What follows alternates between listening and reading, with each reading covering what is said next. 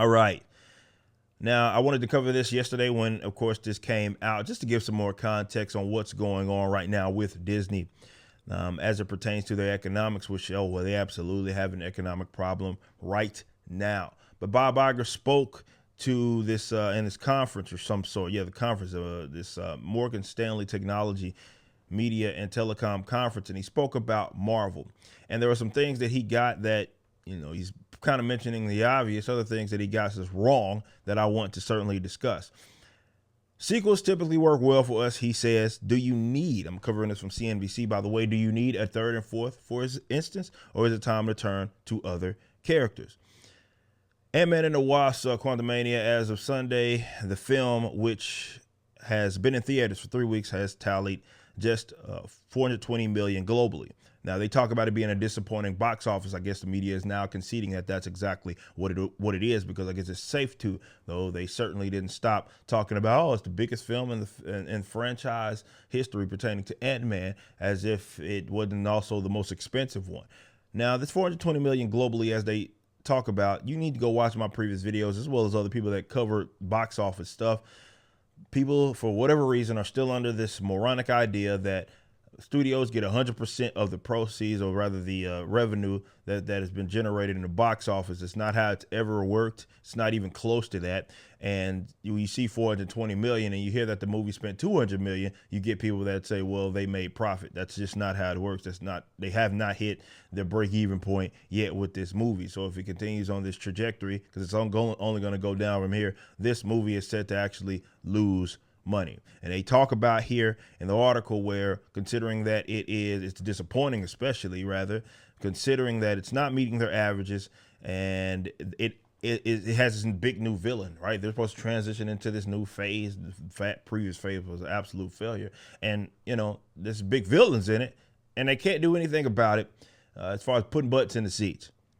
He says there's nothing, this is Iger, by the way, there's nothing in any way inherently off in terms of the Marvel brand. That's where you're wrong, but he's a CEO. What else is he supposed to say? I think we just have to look at what characters and stories we're mining, and you look at the trajectory of Marvel over the next 5 years, you'll see a lot of newness. We're going to turn back to the Avengers franchise, but with a whole different set of Avengers. Now, look, yes, we know there's been West Coast Avengers. There's been other Avengers that have been a part of the teams where you have kind of, people that come in, leave, join for a little bit. We understand that. But if Marvel thinks that they're going to get away, because you're going to go into this new phase, if you're thinking that, let's say there's going to be a more, let's say a Avengers team without an actual staple of someone that people have actually liked, like if they just try to do this new Avengers, and I don't know if they're going to have Miss Marvel, or rather Captain Marvel, let's say is going to be a part of it. And let's say she's going to be the head of it. I don't know if that's going to be true, but let's say if that's the case, I'm not sure if that's going to stick very well with the audience. And we know that they speak about this here in a bit, where it says Iger's remarks comes as he orchestrated a broadening restructuring. We've covered that of the company, with eyeing on slashing $5.5 billion in costs, with $3 billion of that coming from content. They're trying to spend less. They're trying to rein in these budgets. They've done themselves in on that, though, so it's going to be very difficult for them to do that. The quality is just not up. It's not up to par. It's not up to snuff. They're releasing a lot of projects as well when you consider Disney Plus, and those have been pretty much dead on arrival. And they've been losing money with the streaming services as well. You're talking over the last quarter, was it $2.5 billion or something like that? They lose a lot of money, and they talk about it here in this article where they did use it to introduce newer characters. And look, I'm the first person to say that I don't think anybody's against new characters, but Marvel is, and like a company like, let's say, Warner with DC, you guys have already an established catalog of characters that we've already seen. It should be far easy to do that, so you can bring new characters, I guess, into your universe, but they don't necessarily have to be new in terms of their creation. None of the characters that you've brought in have actually been new for the most part. We've already seen them. But I get a feeling that they're going to be bringing in characters that nobody asked for to fill in these roles, big shoes like the Avengers. And that's just simply not going to work. So even if you are putting out less content, I don't think you're going to be, again, well, let's say a Captain Marvel led Avengers. I don't think that's going to be working for you. Of course, we know the Fantastic Four is on the horizon, probably some X-Men stuff. And I think that'll be their way to kind of get on the other side of this if they're bringing in notable characters that are part of those teams. And more importantly, that they're recognizable, because I already told you, I did a video years ago when they announced that the Fantastic Four was going to be a thing down the line. Don't expect at all that you're going to get some sort of like all straight white family. It's just not going to happen. Somebody's going to be changed. We already know that there's a race swap that's already happened with the previous Fantastic Four film, and you can expect more of that. Probably some sexuality stuff. It's going to be made for a modernized audience. So that's what I anticipate. I don't know for a fact. I'm not an insider by any means, but this newness is we already knew that was what they were focusing on. Anyway, so there's a lot more stories to tell, and I agree. The newness is not an issue.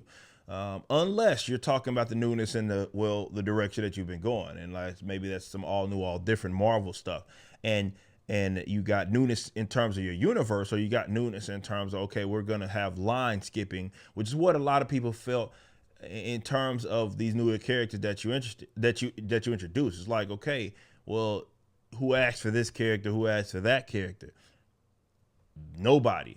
So you're in this kind of weird spot where you do have a catalog here of already established people. They're all under your wing now. You don't have the Fox issues that you had previously. You own all these properties. Maybe you still have some Spider-Man issues with Sony, but for the most part, all the properties that you need, you own. Make it happen.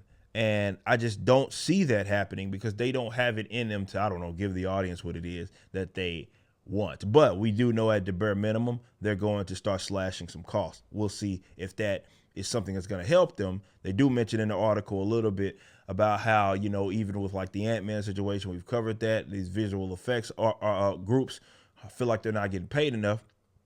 Or let's say this, there's not enough money being allocated for that. And this is why, let's say, Ant-Man had maybe what some people feel is some questionable CGI. I mean, you spent $200 million and you couldn't get it done. So, you know, if you're cutting that budget in half, or, you know, you're cutting it down a lot, that's Hollywood doing themselves in, because, well, that's the red tape, as I've mentioned before, and all of these useless jobs that are part of it. So they did it to themselves. We'll see what happens. Wherever you're viewing the content, I appreciate you. If you enjoyed it, you may be interested in my comic book company, Rippaverse Comics.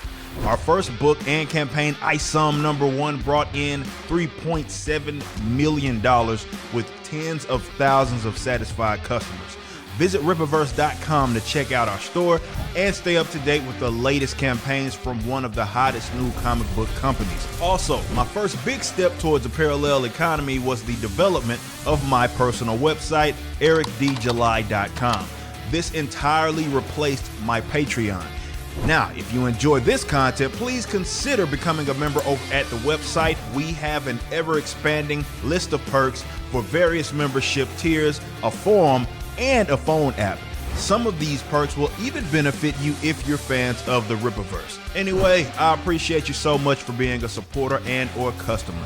I even got a little love for my haters.